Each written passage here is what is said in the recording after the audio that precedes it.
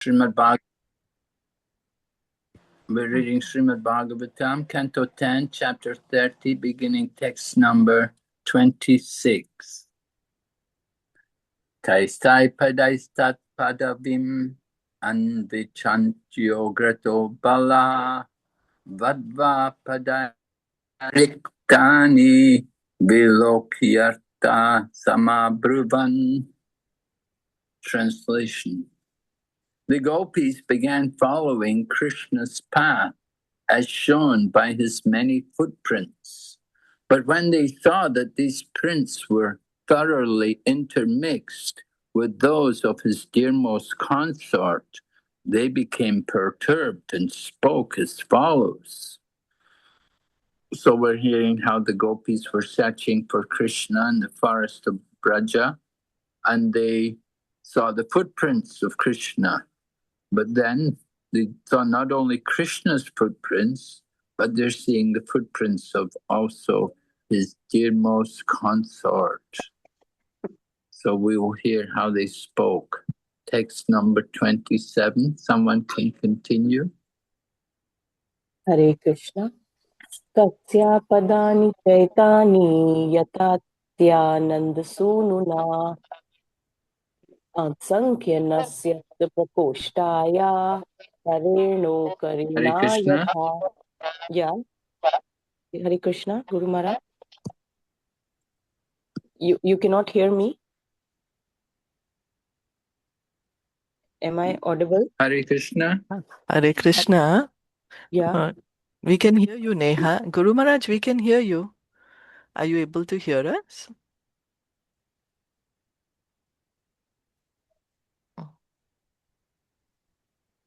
Hare Krishna. What happened? Guru Maharaj, we are able to hear you. Can you type, Shilpa ji? Can you type a message so that he can... I think... Hare Krishna, can you hear me? Hare Krishna, Guru Maharaj. Yes, we can hear you. I'm not hearing you. Oh, really? I don't know what happened. I can hear you. Neha, you are able to hear, right? Others are able to hear me, right? Yes. I'm able to hear Guru Maharaj also. Yeah, even I'm able to hear. Maybe I think he has to log out and log in again. Maybe. Can you type, Shilpa ji, for him? That Guru Maharaj, can you log in again? Hare Krishna. Hare Krishna, Gurudev. Hare Krishna.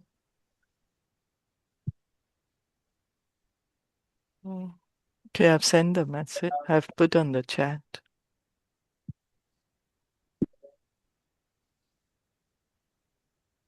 Hare Krishna.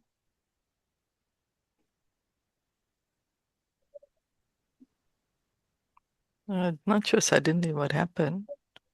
Because we were able to hear. Yeah, for the first one, we were able to hear him properly. In this situation. Maybe the speaker or something, but he's on iPhone. So we just continue then at 27. 27. Yeah. Okay. Yeah. Hare Krishna. Kasya padini chaitani yatayanan sununa amsayananasta prakoshtaya kareno karinayatha. The Gopis said, translation, here we see the footprints of some Gopi who must have been walking along with the son of Nanda Maharaj. He must have put his arm on her shoulder, just as an elephant rests his trunk on the shoulder of an accompanying she-elephant. Okay, go ahead. Hare Krishna. 28. Anya aradhito nunam bhagavan harir ishwarah Yatro vihaya govinda prito yamna yadraha. Certainly, this particular gopi has perfectly worshipped the all-powerful personality of Godhead Govinda. Since he was so pleased with her that he abandoned the rest of us and brought her to a secluded place. Purport. Srila Vishwanath Chakravarti Thakur explains that the word Aradhita refers to Srimati Radhika Rani.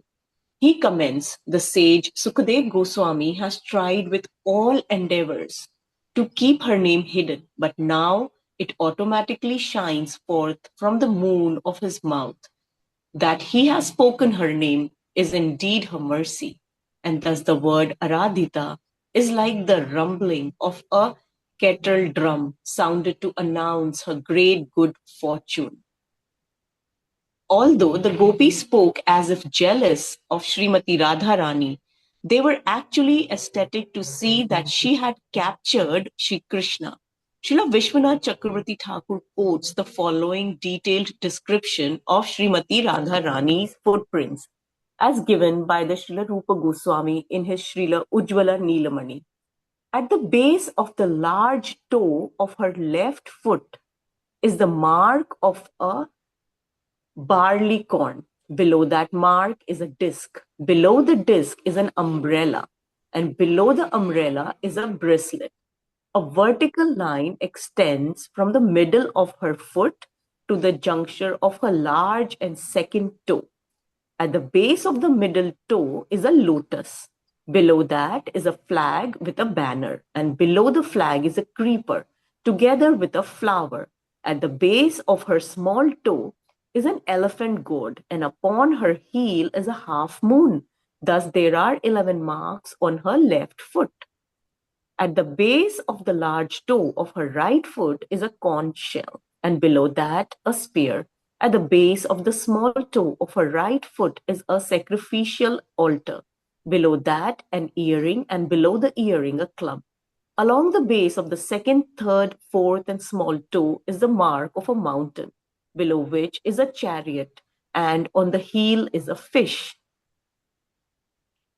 Thus, altogether, there are 19 distinguishing marks on the sides of Srimati Radharani's lotus feet.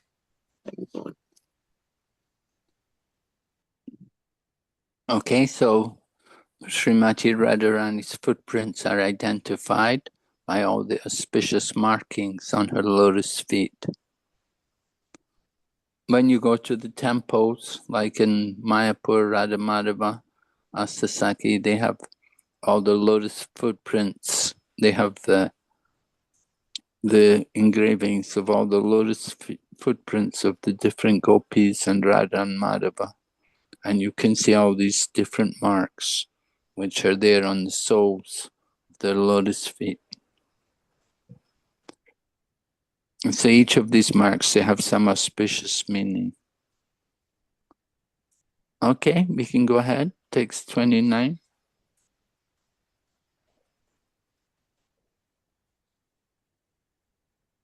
Danya aho ami alyo Govindan kri abjarinava yan brahmesho Rama Devi Dadur Murdni Agganuttaye.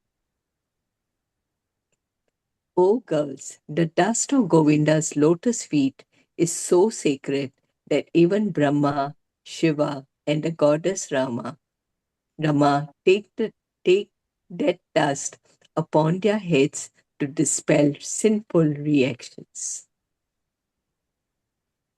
According to Srila Vishwanath Chakravarti, who quotes from Shastra, each day in the late afternoon, as Krishna returned from the cow pastures with his cowherd boyfriends, great demigods like Brahma and Shiva would come down from heaven and take the dust off his feet. Great personalities like the goddess Rama, the wife of Vishnu, Shiva, and Brahma are not at all sinful, but in the ecstasy of pure Krishna consciousness, they feel themselves fallen and impure. Thus, desiring to purify themselves, they blissfully take the dust of the Lord's lotus feet on their heads. Yes, okay. So the dust of the lotus feet, so powerful.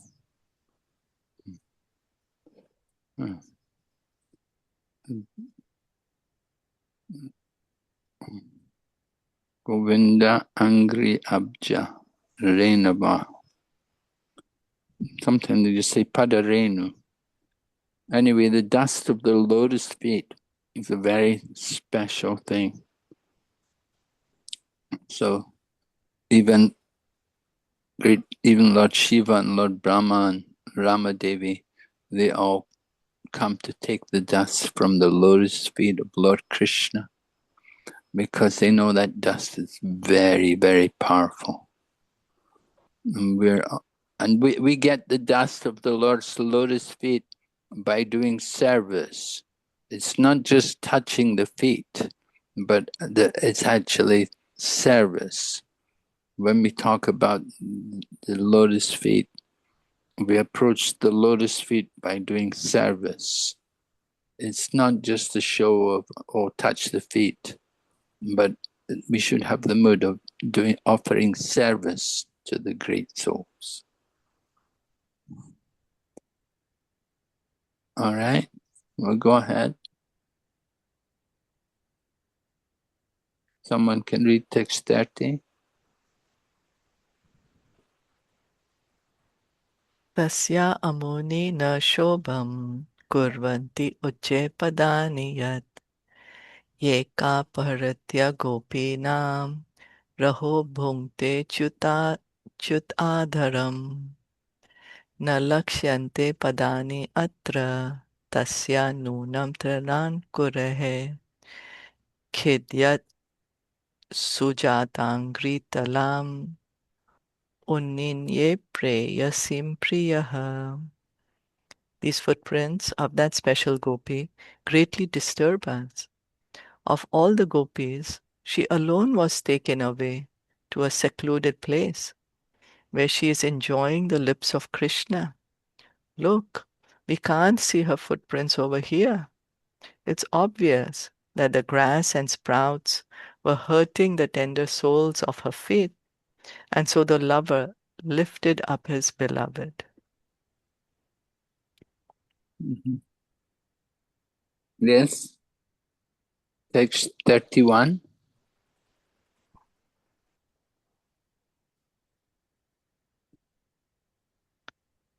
Imam yadika magnani padani vahato vadum gopya pashyata krishnasya bar akrantasya kamina atravaro pita kanta pushta hetur mahatmana. Please observe, my dear gopis, how in this place lusty Krishna's footprints are pressed more deeply into the ground. Carrying the weight of his beloved must have been difficult for him. And over here, that intelligent boy must have put her down to some flowers. Purport. The word Vadum indicates that even though Sri Krishna was not officially married to Radharani, he had in fact made her his bride in the Vrindavan forest. According to Srila Vishwanath Chakravarti Thakur, the gopis use the word Kaminaha here to indicate the following thoughts. We actually love Sri Krishna, but still he has rejected us. Therefore, his private dealings with Radharani prove that this young prince of Braj has carried her away because of lust. If he were interested in love, he would have accepted us instead of that cowherd Radharani, cowherd girl Radharani. These thoughts reveal the mood of the gopis, who are rivals of Srimati Radharani. Of course, the gopis, who are her direct allies, were jubilant to see her good fortune. So we're hearing how there's different camps among the gopis. Of course, Srimati Radharani has her supporters, and there are competitors to her, just like Radharani's competitor is Chandravali. So Chandravali, she also has her allies, her supporters. And in this way, they compete with each other for the love of Krishna. Of course, it's all transcendental, but the competition, the sense of competition increases the mood, that increases the enthusiasm which is there. Okay. Someone read 32.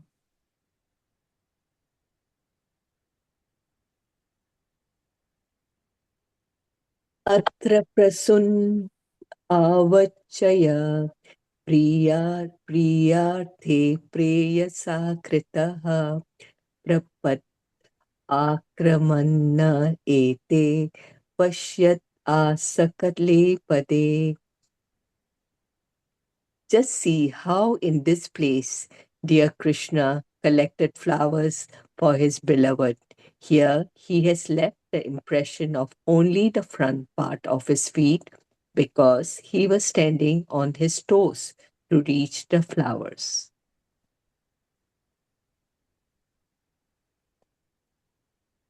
Okay, go ahead. 33. Hare Krishna. Kesha prasadhanam tatra kamaniya kamina kritam tani chudayata kanta tani chudayata kantam upavishtam iha dhruvam. Certainly, Krishna sat down here with his girlfriend to arrange her hair. The lusty boy must have made a crown for that lusty girl out of the flowers he had collected. Purport. The Acharyas explain that Sri Krishna wanted to decorate Srimati Radharani's hair with the forest flowers he had collected. Therefore, they sat down together, facing the same direction, with Srimati Radharani between Krishna's knees, and Krishna proceeded to arrange her hair with flowers and make a flower crown for her, coronating her as the goddess of the forest. Thus, the romantic young boy and girl played and joked together in Vrindavan. All right. So Lord Krishna enjoys, just as we enjoyed decorating Krishna and serving Krishna, Lord Krishna also enjoys decorating Srimati Radharani. And for their decoration, they use the flowers of the forest. They don't bring anything from far away, but they take what's there in the forest of Vrindavan. And Krishna, of course, has peacock feather and different things like that. And the flowers from the Kadamba tree and the Kunda flower. And these are all flowers which are available locally.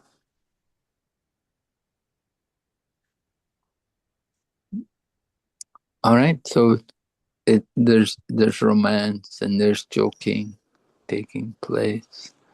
Lord Krishna's enjoying decorating Radharani with a nice crown of flowers. Go ahead, 34. Remetaya cha atma rata atma ramo api akhanditaha kaminam darshayan dainyam strinam cheva duratmatam. Sukadev Goswami continued, Lord Krishna enjoyed with that gopi, although he enjoys only within, being self-satisfied and complete in himself.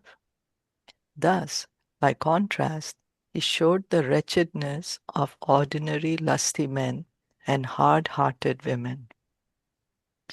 This verse directly refutes the superficial criticism materialistic people sometimes direct against Lord Krishna's pastimes. The philosopher Aristotle claimed that ordinary activities are unworthy of God. And with this idea in mind, some people declare that since the activities of Lord Krishna resemble those of ordinary human beings, he cannot be the absolute truth. But in this verse, Sukadev Goswami emphatically points out that Lord Krishna acts on the liberated platform of spiritual self-satisfaction. This fact is indicated here by the terms Atma Rata, Atma Ram, and Akhandita. It is inconceivable to ordinary people that a handsome young boy and a beautiful young girl enjoying romantic conjugal affairs in the forest moonlight can be engaging in pure activity, free from egoistic desire and lust. Yet, while Lord Krishna is inconceivable to ordinary persons, those who love him can easily realize the absolute, pure nature of his activities. One may argue that beauty is in the eye of the beholder, and that therefore the devotees of Krishna are only imagining the Lord's activities to be pure. This argument ignores many significant facts. For one, the path of Krishna consciousness, of developing love for Krishna, demands that a devotee strictly follow four regulative principles: no illicit sex, no gambling, no intoxication, and no eating of meat, fish, or eggs. When one is freed from material lust and rises to the liberated platform beyond material desire, one realizes the absolute beauty of Lord Krishna. This process is not theoretical. It has been practiced and completed by many thousands of great sages who have left us their shining example and their brilliant teachings concerning the path of Krishna consciousness. Certainly, beauty is in the eye of the beholder. However, real beauty is perceived by the soul's eye and not by the lusty eye of the material body. Therefore, the Vedic literature repeatedly stresses that only those freed from material desire can see the beauty of Lord Krishna with the eye of the pure soul, anointed with love of Godhead. It may finally be noted that upon realizing the pastimes of Lord Krishna, one becomes free of all tinges of sex desire, a state of mind that can hardly result from meditating upon material sexual affairs.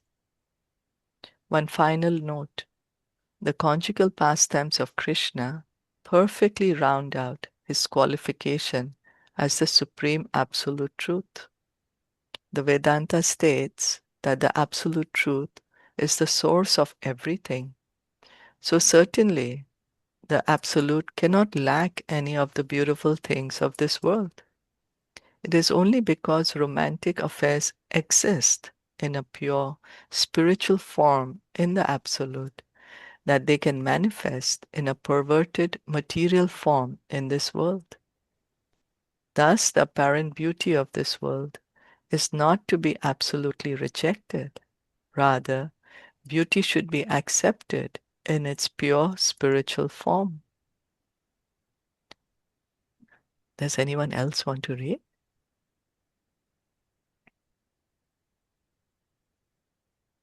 Hare Krishna, I'll read. Yeah. Since the beginning of time, men and women have been inspired to poetic rapture by the art of romance. Unfortunately, romance in this world usually leads to crushing disappointment brought about by by a change of heart or by death. Thus, although we may at first find romantic affairs beautiful and enjoyable, they are eventually spoiled by the onslaught of material nature. Still, it is unreasonable to totally reject the concept of romance. Rather, we should accept conjugal attraction in its absolute, perfect, pure form as it exists within God, without a tinge of material lust or selfishness.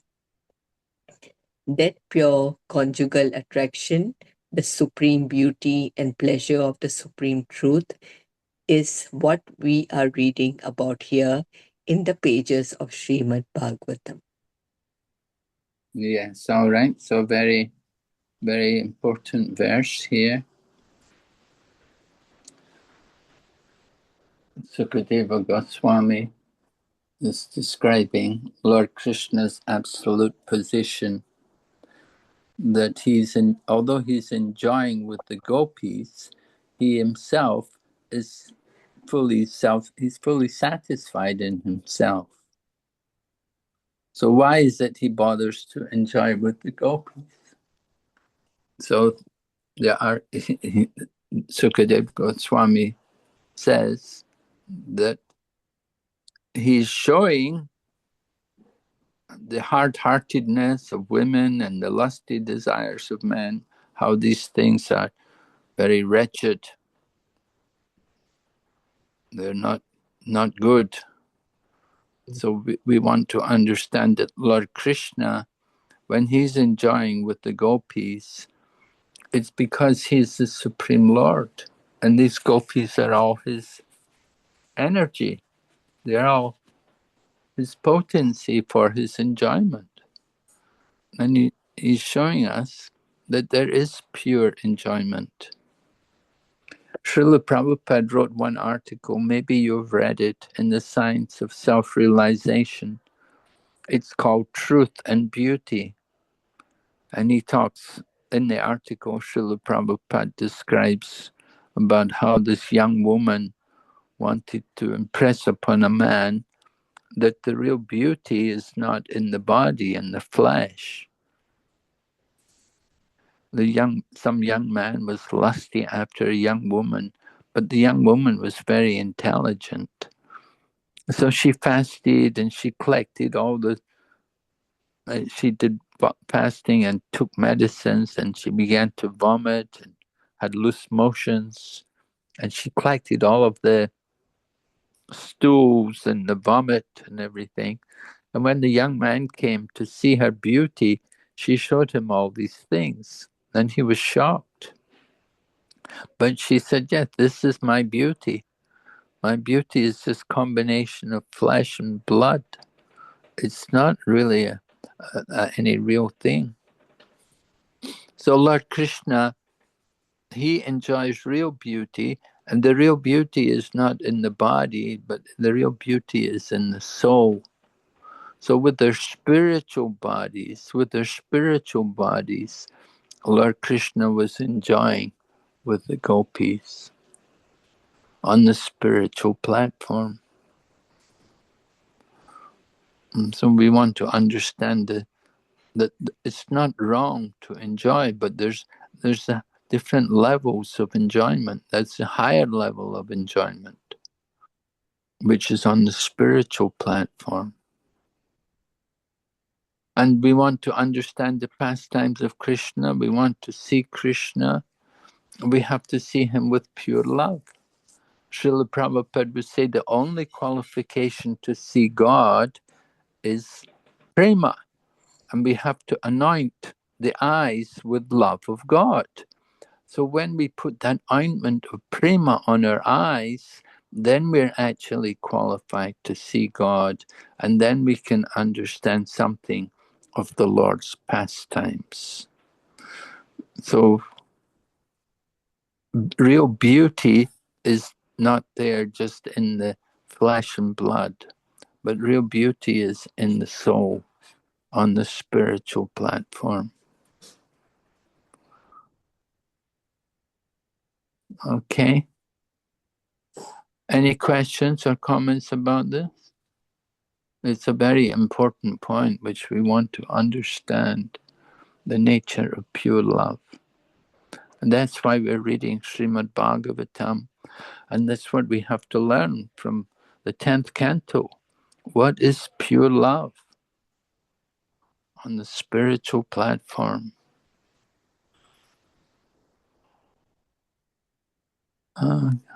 Okay. We can. Guru Maharaj, Hare Krishna. There is in paragraph, there is a line that यद्यपि प्रेम व्यवहार प्रारंभ में सुंदर तथा आनंदप्रद लगते हैं, किंतु अंततः भौतिक प्रकृति के प्रहार से वे विनिष्ट हो जाते हैं. So this is this also like pointing out that in the beginning it is the material, the love looks very nice and it gives you so much joy, but then it ends somehow. Yes, it's described in Bhagavad Gita. There's different kinds of happiness. You know, there's happiness in the mode of goodness and passion and in ignorance. So happiness and passion is like that. That in the beginning, you know, it's so pleasurable. So you get, you know, you're excited and you're enjoying the loving relationship.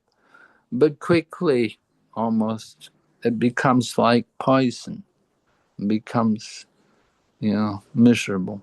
Happiness in the mode of goodness is described that in the beginning it's not pleasant, it's difficult, it's painful, it's almost like poison.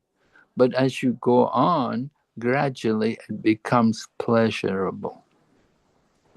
Just like chanting the holy name, in the beginning it's difficult, but if we keep trying and keep trying to chant, then gradually we will take pleasure. And similarly, reading Srimad Bhagavatam, in the beginning we may find it difficult, but if we keep reading and reading again and again, then gradually we'll go on, we'll take pleasure in it. So happiness in the mode of goodness is like that, you see? Difficult in the beginning, but becomes pleasurable. Whereas happiness in the mode of passion, in the beginning it's great, but quickly it turns to something difficult. So that's what's being described here. Passion, you know, people think, oh, passion, something nice. But in Bhagavad Gita, Krishna tells us passion always ends in distress. The nature of passion is it will lead to distress. So you have to be very careful. You know, we think, oh, passion. Even the food we cook, passionate food, you know. The restaurant said, come and taste the passion, you know. And everything is passion. And the people think passion, oh, it's exciting. But in Bhagavad Gita, Krishna warns us that passion will lead to distress. So you have to be very careful. Thank you, Hare Krishna. Yeah, it really leads to distress, you know, Guru Maharaj. Yeah. Yeah, really.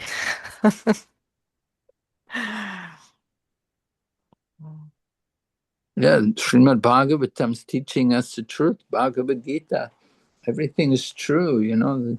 You can't find any fault in the teachings there. It's all the absolute truth.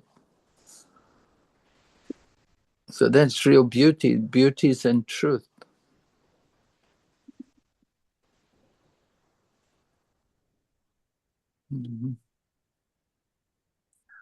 Okay, I think I have to stop here now because I'm leaving this morning and I have things to get ready. So I think that would be a good place for me to sign out. So I want to thank all of you very much for your association, hearing and discussing Srimad Bhagavatam with you all. Been very nice. And I encourage you, please continue. And certainly when I come back to Taiwan, I'd like to again join your reading. We'll be waiting, Guru Maharaj, eagerly now for you to visit us again and read with us. We're so grateful that you have been reading with us. You're really relishing Bhagavatam. Yeah, I'm also enjoying with you. So thank you all very much, and please take care. Hope to see you again. Thank you, Guru Maharaj. You also please take care, and I hope you have a safe journey. Happy travels. Thank you. Happy journey, Guru Maharaj. Hare And Hare happy Krishna. Ekadashi. Hare Krishna. His Holiness Bhakti Vigna Vinash Nishma Maharaj ki jai. Jai. Happy Ekadashi. Happy Ekadashi.